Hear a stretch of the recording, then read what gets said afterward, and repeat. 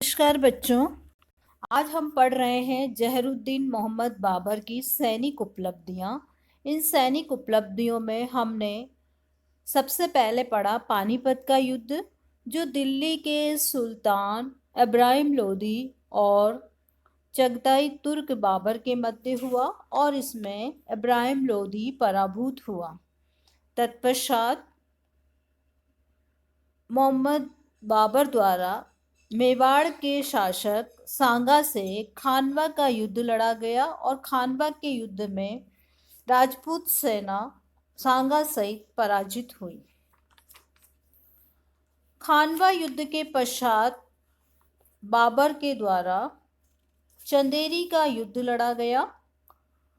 चंदेरी के पश्चात घाघरा का युद्ध लड़ा गया और चारों युद्धों में बाबर ने विजय हासिल की। हम अध्ययन करेंगे चंदेरी की विजय। चंदेरी का युद्ध 28 जनवरी 1528 को बाबर और मेदिनी राय के मध्य हुआ। चंदेरी का दुर्ग भोपाल के निकट मालवा और बुंदेलखंड की सीमा पर स्थित था। इसका व्यापारिक और सामरिक दृष्टि से बड़ा महत्वपूर्ण स्थान था। यहाँ का शासक मेदिनी राय था। उसने खानवा के युद्ध में राणा सांगा की ओर से भाग लिया था, अतः बाबर ने उसको दंडित करने का निश्चय किया। इसके अतिरिक्त चंदेरी की विजय से बाबर सांगा, गंगा यमुना के दोआब तथा राजपूताना के राज्यों की राजनीतिक स्थिति पर दृष्टि रख सकता था। मालवा के मार्ग से वो सरलता पूर्वक राजपूताना में प्रवेश कर सकता था।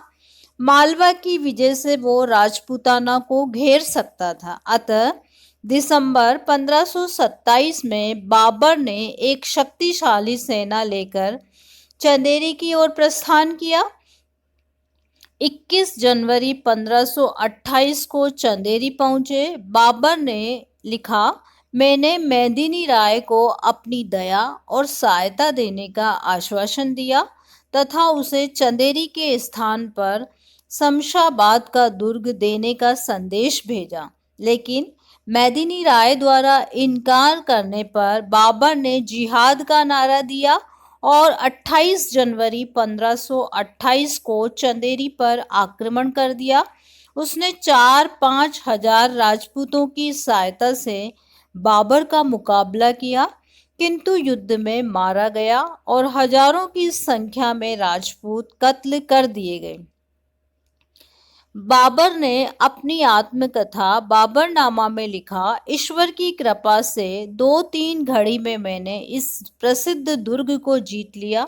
न मैंने झंडा ऊंचा किया, न नक्कारे बजाए, न पूरी शक्ति लगाई। उत्तर चंदेरी से उत्तर पश्चिम की ओर एक पहाड़ी के सिरे पर मैंने काफिरों के सिरों का एक मीनार बनाया। चंदेरी मैंने मालवा राजवंश के एक वंशज अहमद शाह को दे दी, जिससे ये तय हुआ कि उसके द्वारा प्रतिवर्ष शाही कोष में 50 लाख रुपए जमा किए जाएंगे। इसके बाद बाबर ने उन अधिकारियों को जिनका स्वास्थ्य खराब था काबुल जाने की आज्ञा दे दी। तो बच्चों, चंदेरी के युद्ध में मेदिनी राय को पूरी तरह से परास्त करने के पश्चात उसने घाघरा युद्ध की ओर प्रस्थान किया।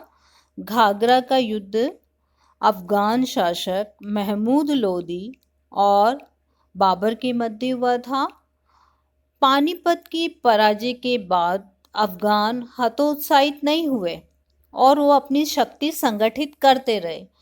चंदेरी की विजय के बाद बाबर को समाचार मिला था कि पूर्व में अनेक अफगान सरदारों ने विद्रोह का झंडा खड़ा कर दिया है और उन्होंने शमशाबाद को छीनकर कन्नौज के दुर्ग से मुगलों को मार भगाया है।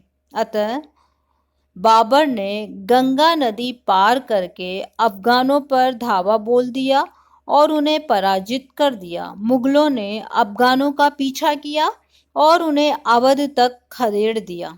तत्पश्चात बाबर आगरा लौट आया। कुछ समय बाद महमूद लोदी के नेतृत्व में बिहार में लगभग 1 लाख अफगान एकत्रित हुए। इस सेना को लेकर वो चुनार की ओर बढ़ा। अतः बाबर ने अफगानों का दमन करने के लिए प्रस्थान किया। इसकी सूचना पाकर अफगान भागने लगे। महमूद लोदी ने भागकर बंगाल में शरण ली। बाबर ने बंगाल के शासक नुसरत शाह से समझौता करने का प्रयास किया।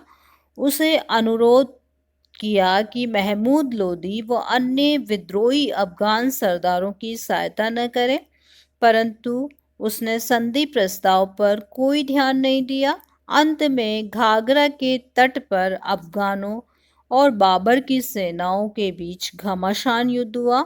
अफगान पराजित हुए। दोनों के मध्य संधि हुई, जिसके अनुसार नुसरत शाह ने बाबर के शत्रुओं को अपने राज्य में शरण न देने का वचन दिया। इस संबंध में डॉक्टर एल श्रीवास्तव लिखते हैं कि इस संघर्ष के परिणाम स्वरूप बाबर बिहार का सर्वोच्च अधिकारी हो गया। अफगान सरदार अपने सैनिक दलों सहित उससे मिल गए।